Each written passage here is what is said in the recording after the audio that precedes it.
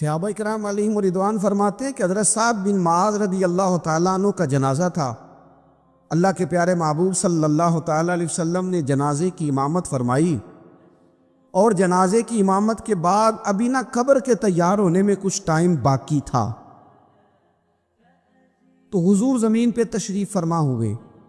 لوگ قبر کی تیاری میں ہیں، بعض اوقات ہوتا ہے نا ابھی قبر نہیں تیار ہوئی، تو کہتے ہیں کہ لکڑی کے ساتھ حضور نے زمین کریدنی شروع کر دی، اور دیر تک حضور نے چہرہ نور کو زمین کی طرف جھکائے رکھا، گویا زمین شرف دیدار حاصل کرتی رہی۔ دیر تک چہرہ نور جھکا رہا زمین کی جانب، حضور نے رخ نور کو پھیر لیا۔ صحابہ کہتے ہیں کہ ہم نہ بڑے، جب حضور ہمارے قریب ہوتے تھے تو ہمارا خیال ہوتا تھا کہ رحمت کی برکھا ہے، اپنے اپنے حصے کا کرم اڈیل لے اپنے اوپر۔ فرماتے ہیں منتظر تھے کہ حضور کب ہماری طرف رخ انور پھیریں اور ہم کریم سے کوئی بات سن سکیں۔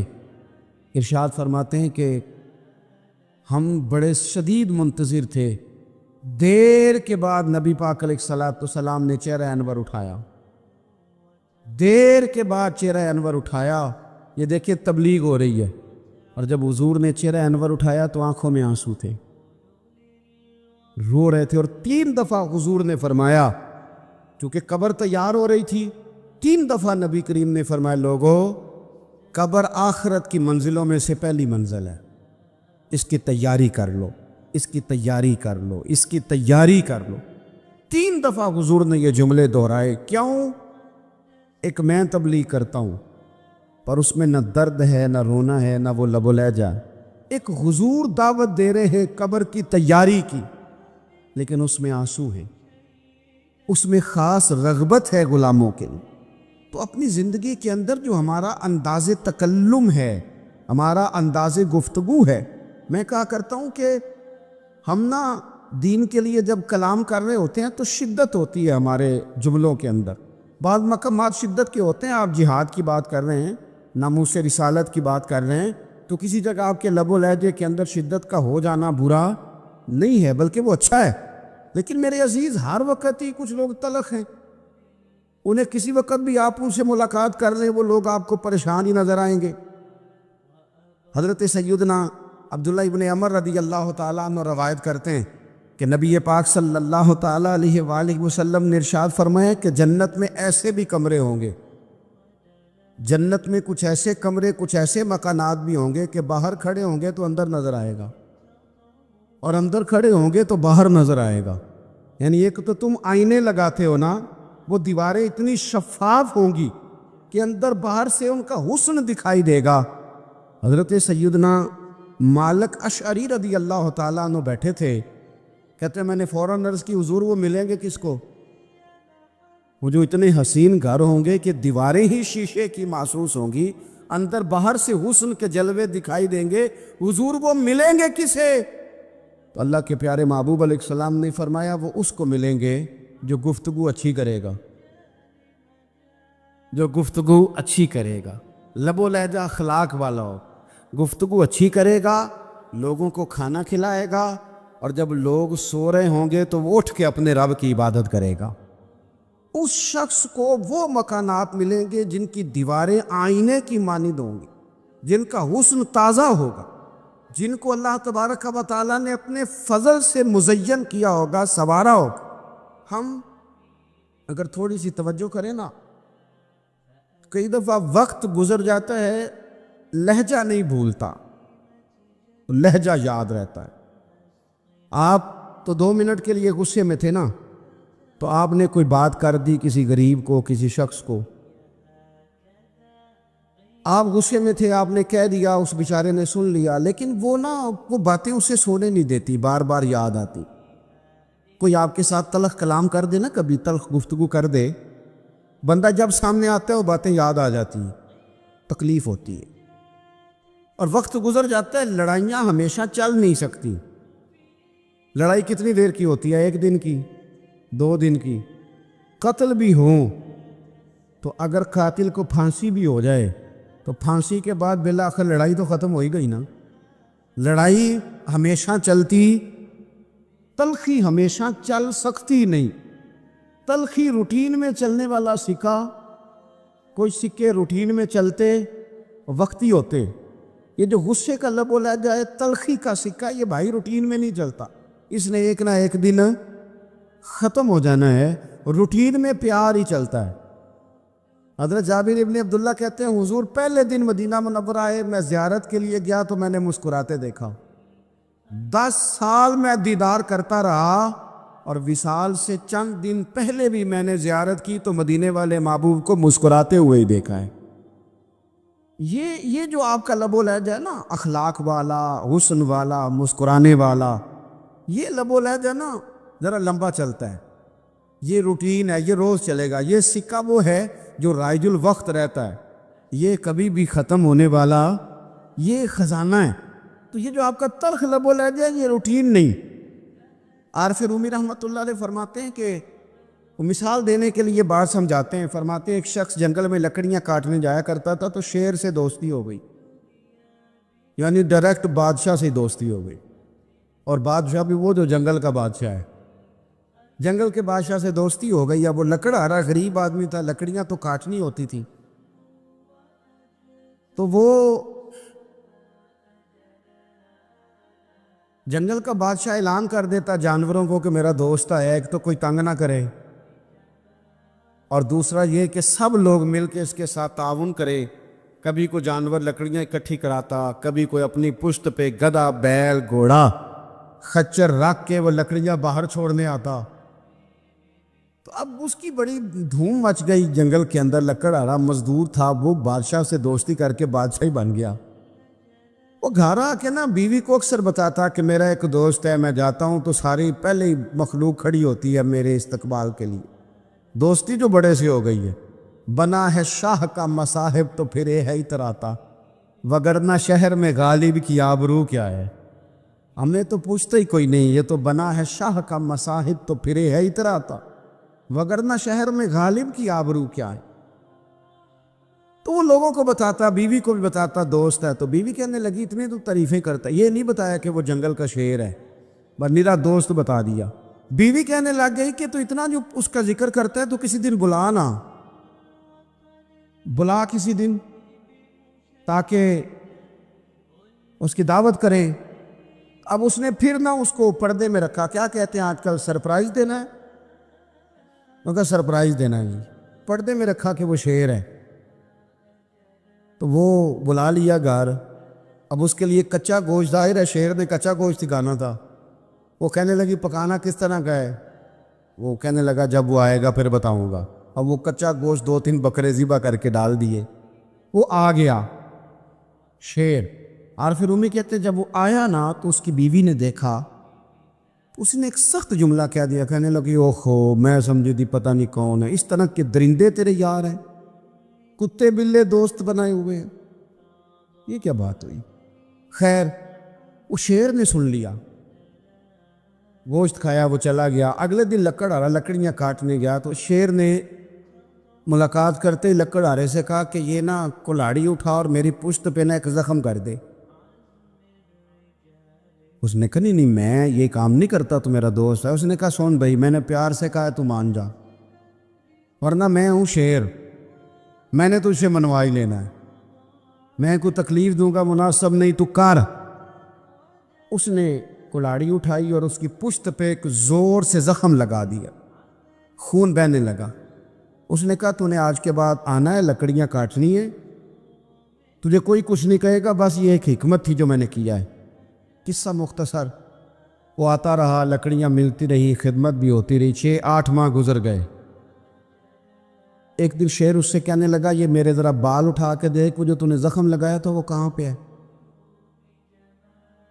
اس نے وہ بال اٹھا کے دیکھا تو زخم ملا ہی نہیں، کئی جگہ پہ ٹٹولا کا یار یہاں تھا، یہاں تھا، یہاں تھا۔ شیر نے پھر کیا کمال ہی جملہ کہا، اس نے کہا کہ وہ جو کلاڑی کا زخم تو نے لگایا تھا نا وہ مکمل ہو گیا، لیکن تیری بیوی کا جو لہجہ تھا اور اس کی جو تلخی تھی وہ آج تک میرے ذہن میں موجود ہے، وہ ابھی بھی مجھے تکلیف دیتی ہے۔ اور بات سوچتا ہوں مجھے اس نے درندہ کہا، اس نے میرے بارے میں اتنے کچے اور کمزور اور سخت جملے کہے، تو وہ بات مجھے بھولتی وہ آج بھی میرے ذہن میں اسی طرح گونجتی ہے۔ تلخ جملے جو اس نے کہے اور خوفناک جو انداز اس نے اختیار کیا، وہ بات مجھے کبھی بھی بھولتی۔ تو آپ کے لفظ لوگوں کو بھول جاتے ہیں، پر لہجہ یاد رہتا ہے اگر ہم اپنے لہجے پر تھوڑی توجہ ہی کر لیں۔ کچھ لوگ کہتے ہیں میرا روٹین ہی یہ ہے بات کرنے کی، تو یہ یاد رکھنا کسی وقت ایسا بھی ہوتا ہے کہ شیر کو سوا شیر مل جاتا ہے۔ پھر ایسا نہ ہو کہ آپ کی تلخی کی جواب میں کوئی اس طرح کی تلخی ہو کہ پھر آپ اس کو کبھی بھلا نہ سکیں۔ ہمارے ہاں نا یہ دور تیزیاں دکھانے کا دور ہے۔ کچھ لوگ ضرورت سے زیادہ تیزی دکھانے کی کوشش کرتے ہیں۔ ان بیچاروں کا کبھی کبھی اتنا سخت نقصان ہوتا ہے کہ ان کو ان سے بھی کئی گنا تیز بندہ مل جاتا ہے۔ وہ کسی ایسی جگہ جا کے بیچارے الجھ جاتے ہیں جہاں سے واپسی کا راستہ نظر نہیں آتا۔ حضرت ہانی رضی اللہ تعالیٰ عنہ اپنی قوم کے ایک وفد کے ساتھ نبی پاک صلی اللہ علیہ وسلم کی بارگاہ میں حاضر ہوئے۔ نبی پاک علیہ السلام نے ان کی ساری باتیں سنی، تو ان میں سے ایک شخص نے عرض کی، یا رسول اللہ صلی اللہ علیہ وسلم، میں نا زیادہ باتیں نہیں یاد رکھ سکتا۔ حضور میں شاید کمزور حافظے والا ہوں، زیادہ باتیں نہیں میں یاد رکھ سکتا۔ حضور مجھے کوئی ایک ایسی بات آپ ارشاد فرما دے کہ میں عمل کروں تو پھر جنت میرا مقدر بن جائے۔ میں چاہتا ہوں کہ مجھے کچھ ایسا مل جائے کہ میں اسی پر عمل، وہ کہا تھا نا درویش نے کہ علم و بس کری ہو یار، کیونکہ کوئی حرف تینوں درکار، تو مجھے کوئی ایسی چیز مل جائے کہ وہ پھر جنت میرا مقدر بنے۔ تو حضور نے فرمایا 3 کام کرنا۔ ایک تو گفتگو جب بھی کرنا اچھی کرنا، تمہارا لب و لہجہ تمہاری گفتگو میں کبھی کوئی کمزوری نہ آئے، گفتگو اچھی کرنا، اچھی گفتگو۔ اور دوسرا حضور نے فرمایا سلام کو عام کرنا، اور تیسرا فرمایا لوگوں کو کھانا کھلانے میں رغبت پیدا کرنا۔ یہ کام کر، پھر اللہ تبارک و تعالیٰ تیرے مقدر میں جنت کو شامل فرما دے گا۔ تو میرے عزیز، آپ اس بات کو سمجھیں کہ ہمارے اخلاقی رویے، ہمارا کردار، ہمارا لب و لہجہ، ہم نہ ڈنڈے کے زور پر حکومت قائم کرنا چاہتے ہیں۔ آپ کو پتہ ہے بہت سارے ملکوں میں دین گیا اور پھر اللہ تعالیٰ معاف کرے بعض جگہ پہ دینی اقدار کو، دینی لوگوں کو زوال بھی آیا۔ بر صغیر پاک و ہند میں دین آیا، لیکن اللہ کے فضل سے زوال نہیں آیا، اور کبھی آئے گا بھی نہیں، کبھی آئے گا بھی نہیں۔ وہ جو ہم پہ بڑا اعتراض کرتے ہیں نا ہمارے معاملات پہ اور بڑے بڑے فتوے دیتے ہیں، یہ بات وہ بھی کہتے ہیں کہ ان کے دلوں میں عشق رسول کی شمع بہت زیادہ فیروزہ ہیں۔ یہ بیگانے بھی مانتے ہیں، کیوں بھلا؟ اس کی وجہ سمجھیں، ہمیں جو دین پڑھایا ہے وہ صوفیاء نے پڑھایا ہے، اور صوفی جو دین پڑھاتا ہے نا اس کا لب و لہجہ میٹھا بڑا ہوتا ہے، اس کے لب و لہجے میں اخلاص بڑا ہوتا ہے، اس کے لب و لہجے میں للہیت بڑی ہوتی ہے، تلخی نہیں ہوتی۔ تو وہ دین پڑھاتے نہیں، وہ گھول کے پلا ہی دیتے ہیں۔ انہوں نے نا لوگوں سے پیار ڈالا، لوگوں کی ان کے ساتھ محبت ہو گئی، پیار ہو گیا، پھر انہوں نے میٹھے انداز میں لوگوں کو دین سمجھایا۔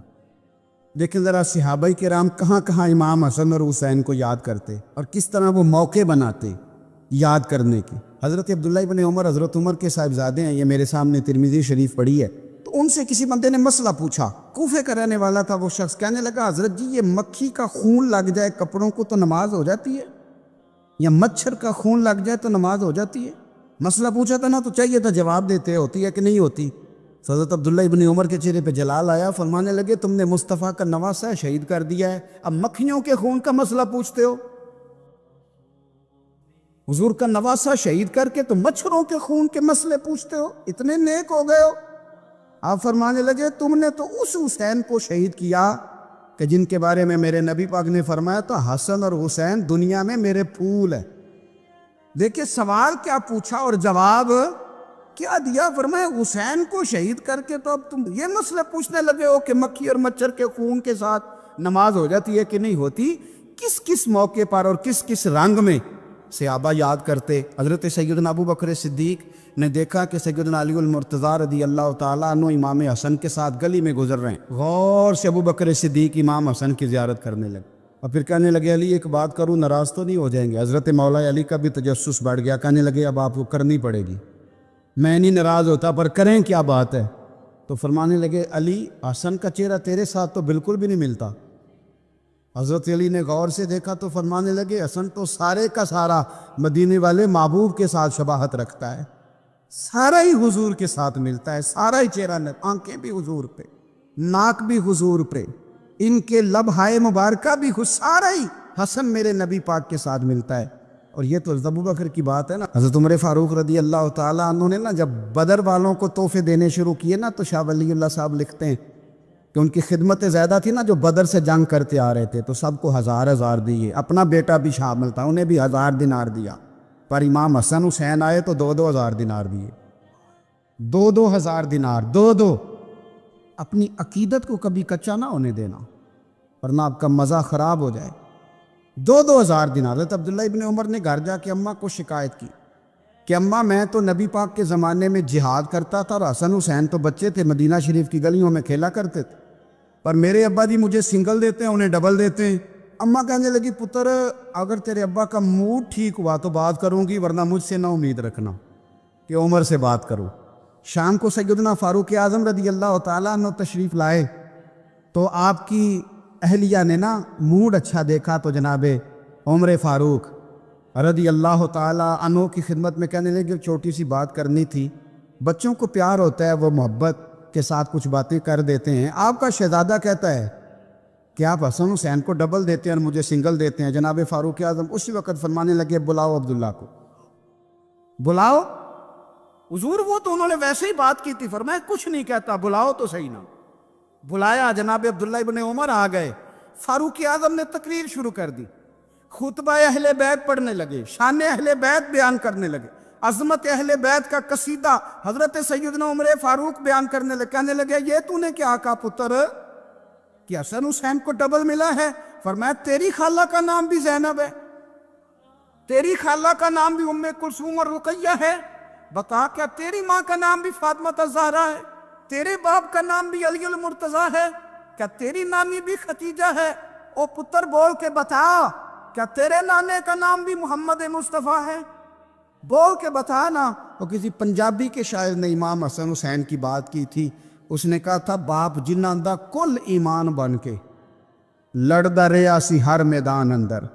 حضور نے فرمایا نا کہ علی کل ایمان ہے، باپ جنہاں دا کل ایمان بن کے لڑدا رہیا سی ہر میدان اندر، ماں جنہاں دی سیدۃ النساء ہوئے تے نانا عرش تے جاوے مہمان بن کے۔ فرمانے لگے کہ کیا تیرے نانا کا نام بھی مصطفیٰ ہے؟ فرمانے لگے پتر سن، ان کے ساتھ کبھی مقابلہ نہ کرنا، تمہیں میں نے خدمت دیکھ کے دیا ہے اور انہیں میں نے نسبت دیکھ کے دیا ہے، انہیں نسبت دیکھ۔ یہ بات نہ چلتے چلتے مولا علی تک پہنچ گئی، حضرت علی بڑے راضی ہوئے کہ عمر نے یہ بات کی، بڑے راضی ہوئے، کہنے لگے ایسے تو نہیں نا میرے نبی نے فرمایا تھا کہ عمر جنتیوں کا چراغ ہے، عمر جنتیوں کا چراغ، ایسے تو نہیں کہا تھا۔ اب یہ بات حضرت عمر تک پہنچ گئی تو حضرت عمر مولا علی سے ملنے آگے، کہنے لگے آپ نے کہا ہے کہ میں جنتیوں کا چراغ ہوں؟ تو حضرت علی المرتضیٰ کہنے لگے میں نے کہا نہیں، میں نے حضور سے سن کے کہا ہے۔ تو حضرت عمر فاروق کہنے لگے پھر ذرا نا اپنی گارنٹی کے ساتھ مجھے یہ لکھ کے دے دیں، یعنی اپنی گارنٹی کے ساتھ، آپ گارنٹی کے ساتھ لکھ کے دے دیں۔ تو حضرت علی المرتضیٰ نے لکھ کے دیا، کہنے لگے میں گواہی دیتا ہوں، گارنٹی دیتا ہوں کہ میرے نبی نے فرمایا کہ عمر اہل جنت کا چراغ۔ حضرت عمر بن عبدالعزیز نے فلاح عامہ کے کام کرائے، بڑے بڑے سرائے بنائے، لوگوں کے ٹھہرانے کا بندوبست کیا، وظائف دیے غریبوں کو، مساجد بنائیں، مدارس بنائے۔ آپ کو مجدد کہا جاتا ہے، نئے سرے سے تجدید کی، علماء سے پیار کیا، صدقات و خیرات کا ایک ایسا ماحول دنیا کے اندر بنایا کہ لوگ کہتے ہیں کہ ہم زکوٰۃ دینے کے لیے بندہ تلاش کرتے تھے، پر جناب عمر بن عبدالعزیز کے زمانے میں کوئی زکوٰۃ لینے والا میسر نہیں آتا تھا۔ ایک شخص ملا تو لوگوں نے اس کو اتنی زکوٰۃ دی، اتنی زکوٰۃ دی، اتنی زکوٰۃ دی، لوگ خوشحال ہو گئے، اتنی زکوٰۃ دی کہ اگلے سال وہ خود زکوٰۃ دے رہا تھا۔ حضرت عمر بن عبدالعزیز نے ایسا ماحول بنا کے لوگوں کو دیا، اس طرح کی نوعیت آپ نے لوگوں کو دی کہ خوشحالی نظر آنے لگی، ذمیوں کے غیر مسلموں کے حقوق کا بھی تحفظ فرمایا۔ 39 سال عمر پائی، صرف نمازیں بھی پڑھ گئے، صدقے بھی دے گئے، عبادتیں بھی کر گئے، 2.5 سال حکومت بھی کر گئے، اللہ رسول کو راضی بھی کر گئے۔ عمر پائی 39، پورے 40 نہیں، 39 سال عمر پائی، اتنا کچھ کر گئے۔ ہم تو بھی انتظار میں رہتے، ہم تو بھی انتظار میں۔ اٹھ فریدہ ستیا تے داڑھی آ گیا ہی پور، اٹھ فریدہ، یہ ستیا کا مطلب بابا جی نے غفلت بیان کیا ہے۔ اس کا مطلب یہ نہیں کہ سچی مچی سویا ہوا تھا، کہتے تو غافل ہے۔ اٹھ فریدہ ستیا داڑھی آ گیا ہی پور، اور اگا نیڑے آ گیا ہی، پیچھا رہ گیا ہی دور۔ 40 سال کی عمر میں آپ کو زہر دے دیا گیا، کچھ لوگوں کو برداشت نہیں نہ ہوا۔ ایک شخص آیا رکا لے کے، اس نے کہا حضور پچھلا خلیفہ میرے نام 20,000 دینار لکھ گیا ہے، پر وہ فوت ہو گیا ہے، تو آپ یہ رکا ہے، مجھے 20,000 دینار دے دیں۔ آپ فرمانے لگے سنبھال کے رکھ، شاید میرے بعد والا دے دے۔ رکا سنبھال کے رکھ، پر مجھ سے نہ امید رکھنا 20,000 دینار تو میں 20,000 گھر میں دوں گا اور 20,000 چولہے جلاؤں گا۔ میں ایک آدمی کو اتنا امیر کر دوں اور باقی لوگ دیکھتے رہے۔ آپ کو زہر دے دیا گیا، بیمار رہے، بچوں کو بلایا، فرمایا بیٹا میں جہنم سے ڈر گیا تھا، تمہارے لیے مال نہیں جمع کر سکا۔ اس دل نکلا، شدید علیل ہو گئے۔ آپ کی اہلیہ کہتی ہیں کہ آخری وقت آپ کی زبان پر وہ آیت جاری ہوئی، تلک الدار الآخرۃ نجعلھا للذین لا یریدون علوا فی الارض ولا فسادا والعاقبۃ للمتقین۔ فرمایا یہ آخرت کا گھر ہے، ان لوگوں کو ملے گا جو نہ زمین میں تکبر کرتے ہیں نہ فساد چاہتے ہیں۔ یہ آیت پڑھی اور روح پرواز کر گئی۔ وصال سے پہلے 10 دینار یا 20 دینار دے کے اپنے بیٹے کو بھیجا، فرمایا گاؤں میں جاؤ اور میرے لیے زمین خریدو قبر کے لیے، اور اگر گاؤں والے خوشی سے دے دیں تو خریدنا، اور اگر انہیں دقت ہو تو انہیں تنگ نہ کرنا۔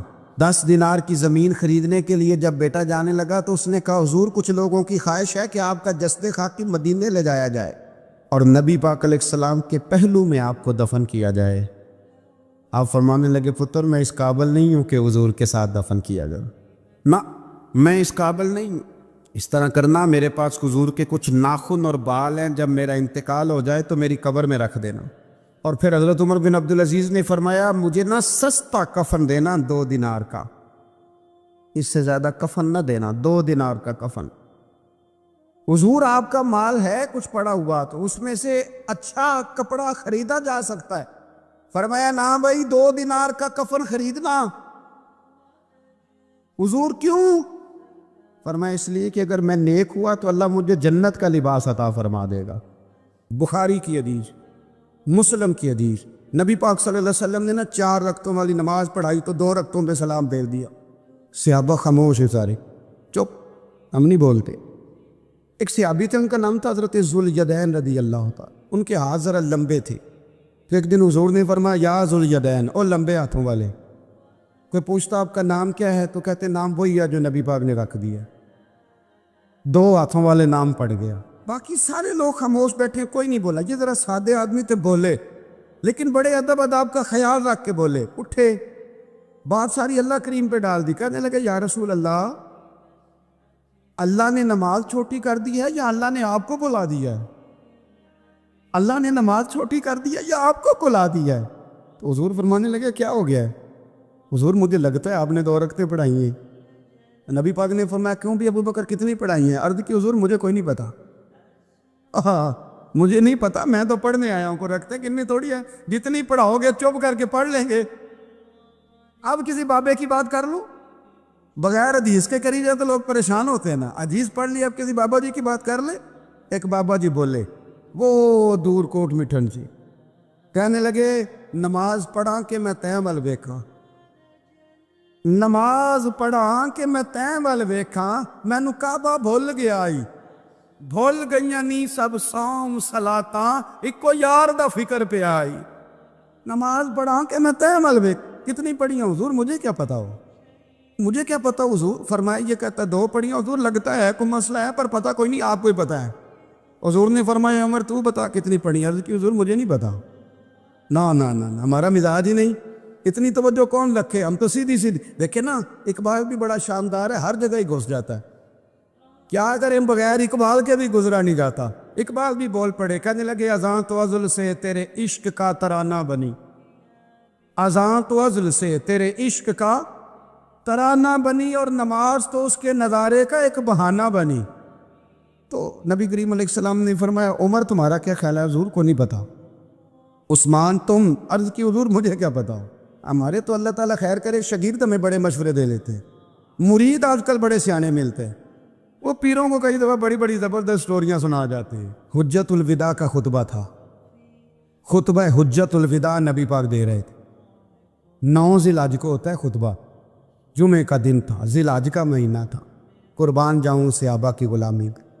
حضور نے پوچھا آج تاریخ کیا ہے؟ عرض کی حضور نہیں پتا۔ فرمایا دن کیا ہے؟ حضور نہیں پتا۔ فرمایا جگہ کون سی؟ عرض کی حضور نہیں پتا۔ نماز پڑھا کہ میں تیمل ویکھا۔ امام زرقانی کہتے ہیں کسی نے پوچھا حضرت انس بن مالک کو تمہیں نہیں پتا تھا؟ فرمایا پتا تھا۔ کہا بتایا کیوں نہیں؟ فرمایا ہمیں کیا ضرورت ہے بتانے کی، مہینہ ذی الحج کا تھا، اگر حضور کہہ دیتے محرم ہے تو ہم نے محرم ہی کر لینا تھا، میں کیا مصیبت پڑی یا دلیلیں بیان کرنے کی؟ جو محبوب کہہ دے، جو محبوب ختم ہو گئی بات، کتنی کیا مصیبت بنی ہے دلیلیں، جیسے کہہ دیں جیسے کر دیں۔ وہ تو بڑے بیوقوف لوگ ہیں جو دلیلیں دیتے ہیں، کہانیاں سناتے ہیں، ہمیں کیا ضرورت ہے، جیسے وہ کہہ دے جس طرح وہ کر دے۔ رسول کریم صلی اللہ علیہ وسلم نے ایک صحابی سے پوچھا کہ حضور پکا نہیں پتا؟ یا رسول اللہ صلی اللہ علیہ وسلم ہمیں پکا پتا، آپ کو ہی پتہ ہے، آپ کے علم میں ہی ہے کتنی رکعتیں پڑھائی ہیں۔ اللہ کے رسول صلی اللہ علیہ وسلم نے نا بار بار پوچھا کہ حضور لگ رہا ہے پر صحیح پتہ آپ کو یہ کتنی رکعتیں پڑھی ہیں۔ اعلیٰ حضرت حدیث لکھتے ہیں تو فرماتے ہیں بھئی یہ سارا کچھ کیا ہو رہا ہے، یہ کیا ہو رہا ہے سارا کچھ؟ جب بات طے ہو گئی تو نبی پاک نے فرمایا بھئی 2 ہی پڑھی ہیں، مجھے یہی لگتا ہے، اس طرح کرو اٹھو 2 رکعتیں اور پڑھیں۔ امام اگر بھول جائے نا نماز میں، وہ بات چیت کر لے، بات لمبی ہو جائے تو نماز شروع سے پڑھنی پڑتی، اور اگر کوئی اسے بتا دے تو پھر بھی سجدہ صاف کرنا پڑتا ہے۔ لیکن حضرت ذوالجدین کہتے ہیں نبی کریم اٹھے 2 رکعتیں مکمل پڑھائیں، سجدہ صاف بھی کوئی نہیں کیا، فرمایا مانگو دعا ہو گئی ہے نماز۔ ہمارے استاد ایک بات سنایا کرتے تھے، وہ کہتے تھے کہ ایک آدمی نے دعوت پکائی ولیمے کی تو اس نے باہر پہرے دار کھڑے کیے، کہا کوئی غریب آدمی نہ اندر آئے، سارے امیر ہی آئیں۔ اور میرا تجربہ یہ ہے کہ اب غریبوں کو شوق ہو گیا امیروں کو دعوت دینے کا، ناراض تو نہیں ہو گئے آپ لوگ؟ یہ میں تجربے کی بات کر رہا ہوں۔ کبھی کسی غریب کے فنکشن میں جانے کا اتفاق ہوتا ہے نا تو مجھے یوں لگتا ہے کہ اس کا دل تھا کہ غریب کوئی بھی نہ آئے، غریب کو دعوت دینا پسند ہے، تو امیر تو پہلے نہیں اسے بلاتا تو پھر بلائے گا کون؟ اس نے سیٹھ صاحب نے ولیمہ اپنے بیٹے کا کیا تو باہر جو پہرے دار تھے ان سے کہا کہ کوئی غریب آدمی اندر نہ آئے، امیر بندے صرف۔ اور نبی پاک صلی اللہ علیہ وسلم نے ایسے ولیمے پر لعنت برسائی ہے، فرمایا لعنتیا وہ دعوت جس میں صرف امیر آئیں اور غریب نہ آئیں۔ اس نے کہا بھی صرف نہ امیر لوگ آئیں، تو ایک بندہ تھا بڑا امیر لیکن بیچارہ نہ کہیں کام کاج سے اٹھ کے ہی آ گیا، تو کپڑوں کو اسی طرح مٹی وٹی لگی ہوئی، تو دیر ہو رہی تھی، گھر جاتا چینج کرنے تو لیٹ ہو جاتا، تو ایسے ہی آ گیا۔ جب وہ آیا تو پہرے دار کھڑا، تو اس نے کہا دوڑ جاؤ، تیرا کوئی مطلب نہیں ہے یہاں۔ اس نے کہا یار میں سیٹھ آدمی ہوں، بدلا کپڑے نہیں بدلے۔ اس نے کہا سیٹھ ہوتا تو تیرے کپڑوں سے پتہ نہ چلتا میرے بھائی۔ وہ شخص کہتا ہے کہ میں نے کہا مجھے جانے دو اندر، کہنے لگے تیرے کپڑے نہیں دعوت والے۔ کہتا ہے میں وہاں سے واپس گیا دوڑا، آپ کو پتہ ہے نا کپڑے بھی اب اللہ خیر کرے۔ ایک سنگی نو میں ایک دن کیا تو کالی اینک لائی سی، خیر ہے کہندا موٹر سائیکل تے کٹا پیندا، کوئی دنوں تو بعد کار وچ بھی لا کے بیٹھا سی۔ میں کہ ہن اینوں میں کی پوچھاں، ہن تے بہتر ہے اینوں چٹی سوٹی بھی نال دیاں۔ بھئی کیا اس سے انسان کا قد بڑھتا ہے، وہ ہے بات کرنے والی۔ جہاز میں اس دفعہ میں واپس آ رہا تھا تو جہاز میں ایک نوجوان کالی اینک لگا کے پھر رہا، تو اب ڈر لگتا ہے نا، آپ کو پتہ ہے کسی سے بات کریں گے وہ کیا جواب دے گا، تو کیا ان چیزوں سے قد بڑا ہوتا ہے آدمی کا کہ وہ تھوڑا سا جناب مطلب باہر آئیں۔ مجھے تو کمزور لگتے ہیں ایسے لوگ، اپنے لب و لہجے میں، اپنے انداز میں، اپنی طبیعت کے حساب سے، اپنے سٹائل میں آپ زندہ رہیں۔ یہ سچ ہے اور یہ اصل ہے، یہ سچ ہے اور یہ اپنی زندگی اپنے اسٹیٹس کے مطابق، طبیعت کے مطابق گزارنا، یہی سچ ہے اور یہی اصل ہے۔ اسی میں انسان کا حسن ہے، اسی میں اس کا وقار ہے۔ اللہ تعالیٰ سمجھنے کی توفیق عطا فرما۔ تو وہ بندہ واپس گیا بیچارہ، کپڑے بدل کے آیا، اس نے بھی کہا کہ جانا میں نے بھی ضرور ہے، پر تنگ بڑا آیا، گھر گیا، مایا شایا والے کپڑے پہنے، سمجھ لے کالی اینک بھی لگا ہی نہیں، آیا تیار شیار ہو کے کوٹ شوٹ پہن کے ٹائی شائی کے ساتھ، جب واپس آیا تو وہ جو جس نے کہا تھا نا داخل نہیں ہونے دینا، اس نے خود دروازہ کھولا، وہ بندہ سیدھا اسٹیج پہ چلا گیا، اور لوگ کھا رہے تھے پلیٹوں میں سالن، اس نے پورا ڈونگا ہی لے لیا اور وہ لے کے نا سامنے رکھا، اور ایک کونے سے اپنا کرتا پکڑ کے اس میں ڈبویا، پھر دوسرے سے پکڑ کے اس میں ڈبویا، پھر پیچھے سے پکڑ کے، لوگ کہنے لگے پاگل ہو گیا، کہنے لگا نہیں میری تو دعوت نہیں، دعوت تو کپڑوں کی ہے، میری کہاں دعوت ہے، اس لیے کہ میں تو آیا تھا، مجھے تو داخل ہی نہیں ہونے دیا، یہ تو دعوت ہے میرے کو، نہیں سمجھ آئی آپ کو میری بات؟ بھئی وہ بھی کوئی انسان ہے جو کسی کے صرف کپڑوں کا حیا کرے، ٹھیک ہے، انسان کا لباس اس کی شخصیت کا آئینہ دار ہوتا ہے، کپڑے اچھے پہننے چاہیے، نبی پاک صلی اللہ علیہ وسلم نے فرمایا تیرے پاس اگر نعمت ہے تو چھپا نہ، اس کا اثر تیرے اوپر نظر، لیکن آپ کسی کو کپڑوں سے جج کریں گے، گاڑی سے جج کریں گے، یہ معیار نہیں ہے۔ والد کو، استاد کو، مرشد کو کیا اس لیے جج کیا جائے گا کہ اب وہ مالدار ہوگا تو حیا کریں گے؟ اور بھائی ماں اگر کسی کھیت میں بیٹھ کے اپلے بھی تھاپ رہی ہو نا، اور وقت کا شیخ الحدیث کسی بہت بڑی مسجد میں بیٹھ کے حدیث بھی پڑھا رہا ہو، اماں وہاں اپلے تھاپ رہی ہے، تو اس محدث وقت بھی جنت اسی ماں کے قدموں کے نیچے، وہیں سے اسے جنت ملے گی، یہ نہیں ہو سکتا کہ وہ کہے جنت کہیں اور سے مل جائے گی، بے شک وہ بیچاری اپلے تھاپ رہی ہے، گوبر کے ساتھ کام کر رہی ہے۔ میری بات کی سمجھ آ رہی ہے؟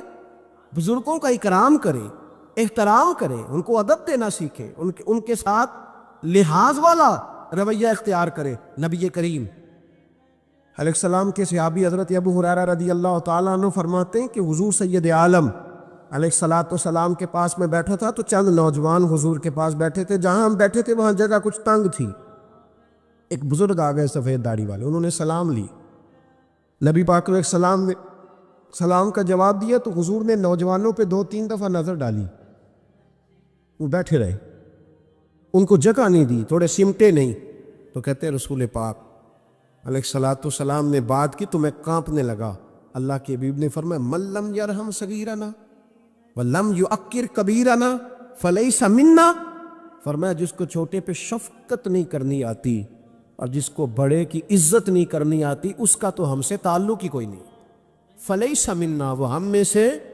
فرمایا وہ آئے تم نے جگہ ہی نہیں دی، سفید داڑھی والے شخص کا اکرام نہیں کیا، اس کو تم نے جگہ ہی نہیں دی۔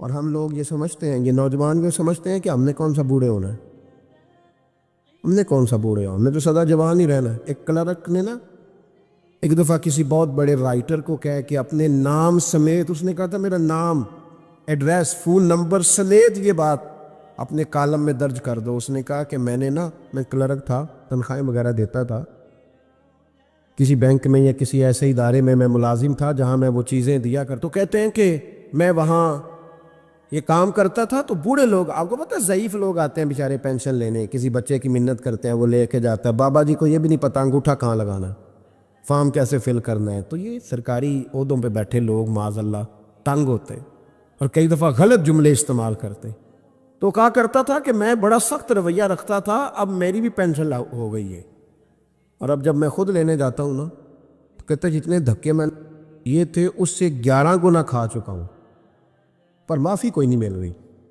تو لوگوں کو یہ میرا نام لے کے ایڈریس سمیت بتا دیں کہ اگر اپنا بڑھاپا سیف کرنا چاہتے ہیں تو اپنی جوانی محتاط کریں، اگر اپنا بڑھاپا سیف کرنا چاہتے ہیں تو اپنی جوانی، اور بڑھاپے میں باتیں برداشت جوانی میں برداشت ہوتی ہیں، بڑھاپے میں تو لفظ سہے بھی نہیں جاتے، آنسو خود بخود نکل جاتے ہیں جب بچہ بات کرتا ہے۔ سنو، یہ نوجوان یہ حدیث یاد کر لیں، یہ طبرانی میں موجود ہے، میرے نبی کریم علیہ السلام نے فرمایا یہ حدیث یاد کر لینی ہے، پڑھیے درود صلی اللہ ہو، پھر کہیے صلی اللہ ہو، چلے تیسری دفعہ بھی پڑھ لیں صلی اللہ ہو۔ رسول پاک علیہ السلام نے فرمایا جو شخص اپنی جوانی میں کسی بوڑھے کی عزت کرے گا، جب وہ بوڑھا ہوگا تو اللہ اسے کئی گنا بڑھ کے اس کی عزت کرائے گا، اس کی کی گئی عزت سے کئی گنا بڑھ کے رب پھر اس کی عزت کرائے گا۔ نوجوان اکرام کرنا سیکھیں، بزرگوں کا احترام کریں، اپنے بڑوں کے ساتھ، اور بڑوں میں جتنے بھی صاحب فضیلت بڑے ہیں، آپ کا جو استاد ہے وہ آپ کے لیے بڑا قابل احترام ہے۔ بڑا قابل احترام ہے۔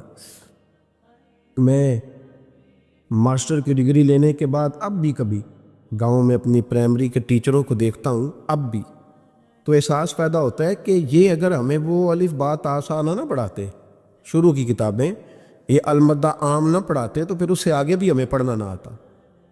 اور اگر آپ کو اللہ تعالیٰ سمجھ دے نا، توفیق دے، تو یہ سمجھے کہ جو چھوٹا استاد ہوتا ہے اس کی محنت زیادہ ہوتی ہے۔ ہاں یونیورسٹی والے جو ٹیچر ہیں تو لیکچر دے کے چلے جاتے ہیں، تو وہ جس نے رٹا لگایا نا پہاڑے یاد کرانے کا، وہ جس نے آپ کو املا لکھنی سکھائی ہے نا، اس کی محنت، اگرچہ اس کی تعلیم میٹرک پی ٹی سی ہے، اگرچہ اب آپ اس سے کئی گنا زیادہ تعلیم حاصل کر گئے، لیکن اصل مشقت اس قاری صاحب کی ہے جس قاری نے آپ کو قاعدہ پڑھایا ہے، جس نے تلفظ ٹھیک کرایا ہے۔ ابتدائی کتابوں کے اساتذہ کی مشقت زیادہ ہوتی ہے، بڑے لوگ تو لیکچر دے کے چلے جاتے ہیں۔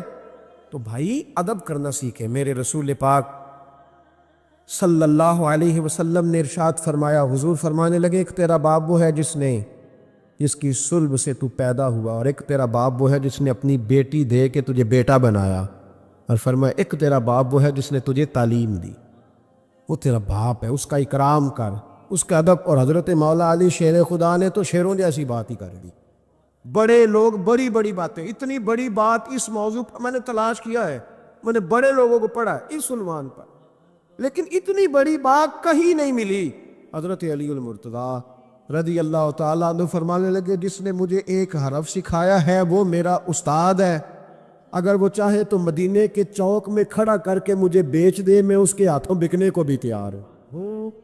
جس نے مجھے ایک حرف، اساتذہ کا احترام نہیں، اساتذہ پریشان، استاد تو بیچارہ روز کٹہرے میں کھڑا ہے، روز کٹہرے میں، روز لوگ اس کو کہتے ہیں کہ جناب آپ نے یہ بات کیسے کر دی، آپ کی جرت کیسے ہوئی۔ اور جو لوگ، میں ایک کالج میں تھا چند دن پہلے، تو وہاں میرے جاتے ایک جھگڑا شروع تھا کہ جناب ہم کب سے آئے بیٹھے ہیں، تو ٹیچر کہتی ہے کہ یہ پیریڈ ختم ہوتا ہے تو پھر چھٹی دینی ہے، تو پہلے چھٹی دے، چونکہ ماں بدولت آ چکے ہیں۔ اکرام نہیں، جو قومیں ادب نہیں کرتی وہ تعلیم کبھی بھی حاصل ہے، اور تعلیم حاصل کر بھی لیں تو تعلیم کا فیض نہیں پا سکتے۔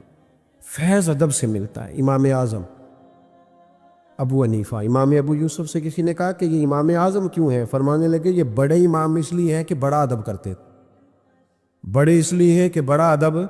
امام صاحب کے ساتھ 4-5 شاگرد بیٹھے تھے، ایک باغ میں آپ تشریف فرما تھے۔ تو اب تو ہمارے ہاں بڑی آسانی ہے، کتابوں کو آپ کمپیوٹر سے سرچ کر سکتے ہیں، حوالے بڑی آسانی سے مل جاتے ہیں۔ اب بھی بڑا مشکل ہوتا ہے، کتاب سے ڈھونڈنا بڑا مشکل ہے۔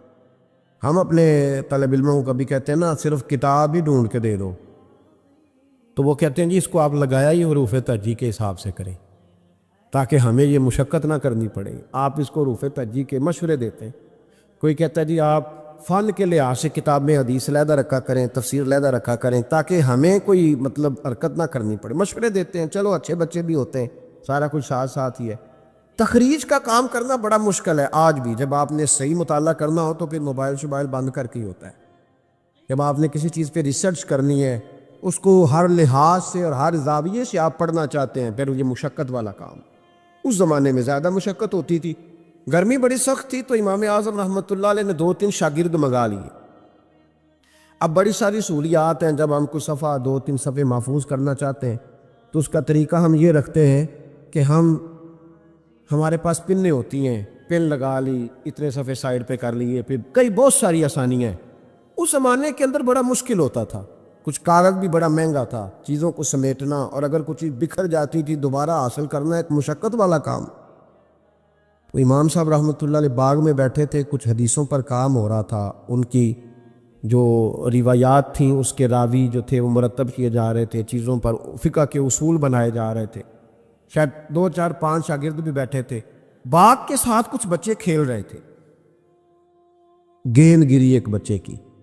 تو آپ کو پتہ ہے کہ ایک بچے کی ویسے ڈیوٹی لگائی جاتی ہے گیند ہی پکڑنے کی، کھڑا کرتے ہیں نا جی پیچھے اس کو کہ تو نے صرف گیند ہی پکڑنی ہے۔ مجھے چونکہ دلچسپی نہیں میچ سے، لہٰذا مجھے زیادہ نام وام نہیں آتے کہ اس کو کیا کہتے، تو اس کو کھڑا کیا تھا انہوں نے پیچھے۔ وہ گیند اچانک آ گئی نا جب باغ میں، تو بچہ دوڑا آیا، 12-14 سال کا بچہ جب وہ آیا نا باغ میں، تو امام صاحب نے آؤ دیکھا نہ تاؤ دیکھا، امام صاحب جھاگ سے اٹھ کے کھڑے ہو گئے۔ اور جب کھڑے ہوئے تو وہ کاغذ جو تھے وہ سارے بکھر گئے. اب امام صاحب کھڑے ہوئے تو شاگردوں کو بھی کھڑا ہونا تھا, وہ بھی سارے کھڑے ہو گئے, ان کا بھی سارا سامان بکھر گیا, ٹوٹ گیا, دائیں بائیں چیزیں ہو گئیں. بچہ چلا گیا, امام صاحب بیٹھ گئے, شاگرد بڑے ادب والے تو انہوں نے پوچھا بھی نہیں کیا معاملہ ہے. اب نئے سرے سے ساری ترتیب دوبارہ سے لگائی گئی. تھوڑی دیر گزری تو بچہ پھر باغ میں آ گیا. امام صاحب پھر اٹھ کے کھڑے ہو گئے, پھر ساری چیزیں بکھر گئی. تیسری دفعہ وہ پھر آ گیا, اب پتہ نہیں وہ کتنی دفعہ آئے گا, بار بار شاگردوں کو بھی اٹھنا پڑتا, وہ کاغذات سارے بکھر جاتے. بالآخر ایک شاگرد بول پڑے, کہنے لگے حضور یہ تو بچہ ہے, یہ 100 دفعہ آئے گا. تو امام صاحب نے برجستہ جواب دیا, فرمایا اگر یہ 100 دفعہ آیا نا تو ابو حنیفہ 100 دفعہ اٹھ کے کھڑا ہوگا, میں کھڑا ہوگا, تمہیں تو نہیں نہ پابند کر رہا. کہ حضور ماجرا کیا ہے, کون ہے یہ بچہ؟ تو امام صاحب فرمانے لگے یہ میرے استاد کا پوتا ہے, یہ میرے شیخ کا پوتا ہے, میرے مرشد کا پوتا ہے. اصلہ نال جے نیکی کریے تے وہ نسلہ تاک نہیں بھول دے, ہاں بے اصلہ نال نیکی کریے تے پھل کنڈیاں نال تول دے. یہ میرے حضرت کا پوتا ہے, اس گھر سے میں نے فیض لیا ہے. فرمایا میں نے نمک کھایا ہے, یہ کیسے ہو سکتا ہے کہ یہ آئے اور میں اٹھ کے کھڑا نہ ہوں, یہ 1000 دفعہ بھی آئے تو میں کھڑا ہوں گا. تو امام ابو یوسف فرماتے تھے اس دن مجھے سمجھ آئی کہ یہ جو امام صرف امام نہیں, امام اعظم ہے نا, یہ بڑے اس لیے ہے کہ انہوں نے ادب بڑے بڑے کیے ہیں.